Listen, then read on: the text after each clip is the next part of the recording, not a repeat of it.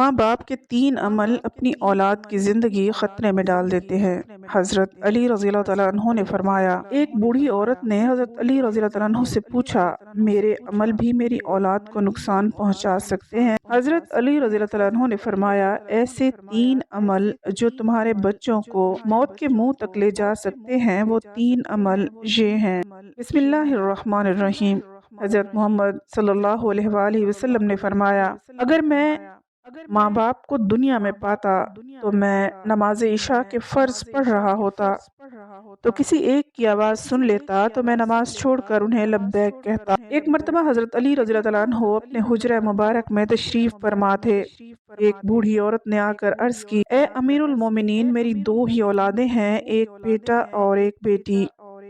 وہ دونوں ہی نافرمان ہیں اور وہ اکثر بیمار بھی رہتے ہیں، اور میری بیٹی کا رشتہ لینے کے لیے کوئی تیار نہیں، نہ ہی میرے بیٹے کو رشتہ دینے کے لیے تیار ہے۔ میں ایسے کون سے عمل کروں جس سے ان کی زندگی میں نفع اور مال اور رزق میں برکت آ جائے، اور میری نافرمانی سے بھی دور رہیں، اور میری اولاد کے رشتے بھی اچھی جگہ پر طے ہو جائے، اور وہ صحت یاب بھی ہو جائیں اور میری نافرمانی چھوڑ دیں، کیونکہ میرا بیٹا اور بیٹی دونوں ہی نافرمان ہیں۔ میں جو کچھ کہتی ہوں میرا کہنا نہیں مانتے۔ میرا بیٹا شراب پیتا ہے اور دیگر گناہ بھی کرتا ہے، میری بیٹی بھی میرا کہنا نہیں مانتی، وہ دونوں دین اسلام سے مطابقت نہیں رکھتے۔ اے امیر المومنین، مجھے کوئی ایسا عمل بتائے جس سے میرا بیٹا اور بیٹی دونوں راہ راست پر آ جائیں اور دین اسلام سے محبت کرنے لگ جائیں اور میری نافرمانی بھی نہ کریں، اور ان کے رشتے بھی طے ہو جائے اور دونوں تندرست رہنے لگے۔ تو حضرت علی رضی اللہ تعالیٰ عنہ نے فرمایا،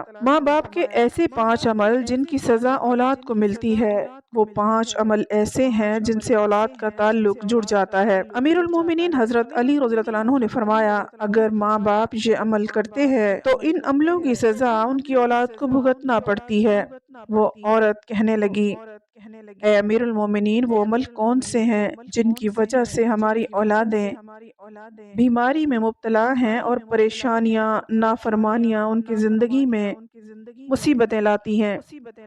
امیر المومنین حضرت علی کرم اللہ وجہہ نے فرمایا، اے بوڑھی عورت، ماں باپ کا پہلا عمل یہ ہے کہ جو ان کی اولاد کو نقصان دیتا ہے، جن کے ماں باپ قرآن پاک پڑھے ہوئے ہوں اور گھر میں تلاوت قرآن پاک نہ کرتے ہوں، ان کے گھر میں بے برکتی نازل ہو جاتی ہے، اور شیطان کے چیلے اس گھر میں ڈیرے ڈال دیتے ہیں، اور شیطان کے یہ چیلے ان ماں باپ کی اولاد کو بھٹکاتے رہتے ہیں، جس کی وجہ سے ان ماں باپ کی اولادیں بیمار رہنے لگتی ہیں، اور گھر میں لڑائی جھگڑے، ناچاکیاں اور بے اعتمادی بڑھ جاتی ہے، جس کی وجہ سے ان کی اولاد نافرمان ہونا شروع ہو جاتی ہے، بلکہ دین اسلام سے بھٹکنا بھی شروع ہو جاتی ہے، کیونکہ قرآن پاک اللہ تعالیٰ کی ایسی مقدس کتاب ہے جس کے ہر لفظ کو پڑھنے سے اللہ تبارک و تعالیٰ انسان کو 10 نیکیاں عطا فرماتا ہے، اور ہر 10 نیکیوں کے بدلے میں انسان کا مرتبہ بلند کر دیا جاتا ہے،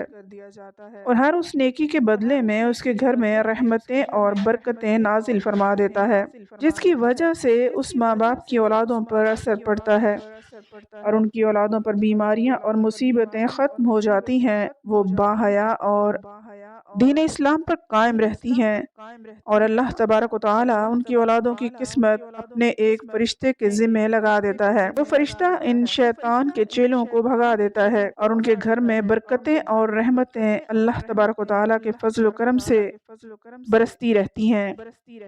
جہاں اللہ تعالیٰ کی برکتیں اور رحمتیں برسنا شروع ہو جائیں، اس گھر میں نہ ہی شیطان آ سکتے ہیں، نہ بے برکتی، نہ ہی ان کی اولادوں کو کوئی سایہ یا تنگ دستی یا کوئی اور پریشانی انہیں چھو سکتی ہے۔ اکثر اوقات ہمارے رشتہ دار یا اپنے گھروں میں جھانک کر دیکھیں، ہمارے قرآن پاک جو اللہ تعالیٰ کی مقدس کتاب ہے، جو ہمارے آخری نبی حضرت محمد مصطفیٰ صلی اللہ علیہ وآلہ وسلم پر نازل ہوئی، ہمارے گھروں میں پڑی ان پر دھول جم گئی ہے۔ ہم قرآن پاک کی تلاوت بہت کم کرتے ہیں، حالانکہ ہمیں روزانہ قرآن پاک کی تلاوت کرنی چاہیے، تاکہ ہمارے گھر میں برکتیں اور رحمتیں اللہ تعالیٰ کی عطا ہوتی رہیں۔ جو ماں باپ قرآن پاک پڑھ کر بھی نہیں پڑھتے، ان کی اولادیں بے حیا، بے شرم اور تنگ دست ہو جاتی ہیں۔ لہٰذا ہر ماں باپ کو چاہیے قرآن پاک کی تلاوت کرتے رہا کریں۔ نمبر 2، امیر المومنین حضرت علی رضی اللہ عنہ نے فرمایا، جس گھر میں ماں باپ روزانہ لڑتے ہوں اور گالیاں ایک دوسرے کو دیتے ہوں، صرف شیطان ہی اس گھر میں ڈیرے ڈال دیتے ہیں اور ان کو بھٹکاتے رہتے ہیں۔ آپ خود سوچئے، جہاں اللہ کے فرشتے نہ آئیں تو وہ گھر تو جہنم کہلائے گا۔ اللہ کے فرشتے تو صرف یہودیوں اور مشرکوں کے گھر میں نہیں آیا کرتے، کیونکہ حضور اقدس صلی اللہ علیہ وآلہ وسلم کا فرمان ہے، ایک دوسرے کو گالیاں دینا دین اسلام میں حرام ہے، کیونکہ ماں باپ کو دیکھ کر ہی اولاد جوان ہوتی ہے۔ جیسا طرز عمل ماں باپ کا ہوگا، اولاد بھی وہی طرز عمل اختیار کرے گی۔ اولاد نے تو یہی دیکھا کہ میرے ماں باپ ایک دوسرے کو گالیاں دیتے ہیں، لڑائی جھگڑے کرتے ہیں، اب اولاد سے ماں باپ یہ امید کرے کہ میری اولاد فرما بردار ہو، ایسا نہیں ہو سکتا۔ اس لیے حضرت علی رضی اللہ عنہ نے فرمایا کہ ماں باپ کو چاہیے دین اسلام میں جو بولنے کے طریقے بتائے گئے ہیں وہی اختیار کریں، تاکہ ان کی اولادیں وہ سن کر ان پر اثر انداز ہوں۔ اسی طرح آپ کی اولادیں نافرمان اور بے حیا نہیں ہوں گی اور دیگر مصیبتوں سے بھی بچی رہیں گی۔ اپنے گھروں میں حدیث کی باتیں کیا کریں، حضور اقدس صلی اللہ علیہ وآلہ وسلم کا فرمان مبارک سنایا کریں۔ اپنی بیٹیوں کو حضرت فاطمہ الزہرا رضی اللہ تعالیٰ عنہا یا حضرت عائشہ صدیقہ رضی اللہ تعالیٰ عنہا کی باتیں بتایا کریں، بلکہ باپردہ اور پاکیزہ قصے بھی سنایا کریں، تاکہ ہماری بیٹیاں باحیا اور فرما بردار ہوں۔ اس لیے ماں باپ کو چاہیے دین اسلام کے طرز پر ہی بولا کریں،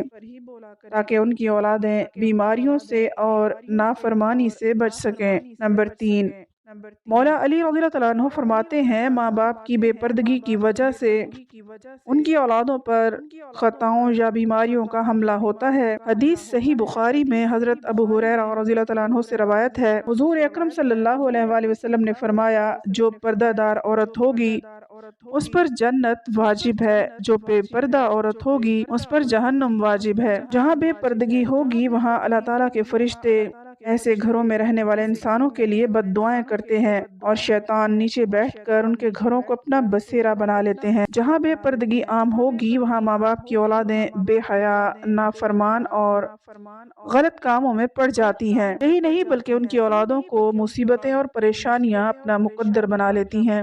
یہ سب ان کے ماں باپ کی ہی بے پردگی کا نتیجہ ہوتا ہے۔ جہاں بے پردگی ہوگی وہاں اللہ کی رحمت اور برکت کبھی نہیں آئے گی، اور ان ماں باپ کی اولادیں ہر فتنے اور شر سے محفوظ نہیں رہ سکیں گی، کیونکہ جو اللہ تعالیٰ کے فرشتے بلاؤں اور خطاؤں کو ٹالتے ہیں وہ تو اس گھر سے چلے جاتے ہیں۔ ان کی بے پردگی کی وجہ سے وہ اولادیں اپنے ماں باپ کا ادب نہیں کرتی، بلکہ اس گھر کی اولادیں مصیبت یا پریشانیوں میں ہمیشہ مبتلا رہتی ہیں۔ اور ہم نے اپنے آس پاس بھی یہی دیکھا ہے کہ جہاں بے پردگی ہوتی ہے وہاں دنیاوی الفاظ بھی جڑ جاتے ہیں۔ جہاں بے پردگی ہوتی ہے ان ماں باپ پر اللہ تعالیٰ کی ناراضگی ہوتی ہے، لیکن دنیا بھی ان کو اچھی نظروں سے نہیں دیکھا کرتی۔ اسی لیے ماں باپ کو چاہیے کہ اپنے پردے کا خاص انتظام کریں اور اپنی اولادوں کو بھی پردے کی تلقین کیا کریں، تاکہ ان کی بیٹیاں باحیا ہوں، حضرت فاطمہ رضی اللہ عنہا کی پیروی کر سکیں۔ ہم سب نے یہ باتیں سن رکھی ہیں، دنیا کہتی ہے اپنے دل پر قابو ہونا چاہیے اور دل کا پردہ ہونا چاہیے۔ ذرا غور فرمائیے، آپ کا دل حضرت فاطمہ الزہرا رضی اللہ عنہا جیسا تو کبھی مضبوط نہیں ہو سکتا، نہ ہو پائے گا۔ حضرت فاطمہ الزہرا رضی اللہ عنہا کو حضور اقدس صلی اللہ علیہ وآلہ وسلم شادی کے بعد اپنے گھر لے کر جا رہے تھے۔ آگے راستے میں ایک نابینا صحابی بیٹھے ہوئے تھے۔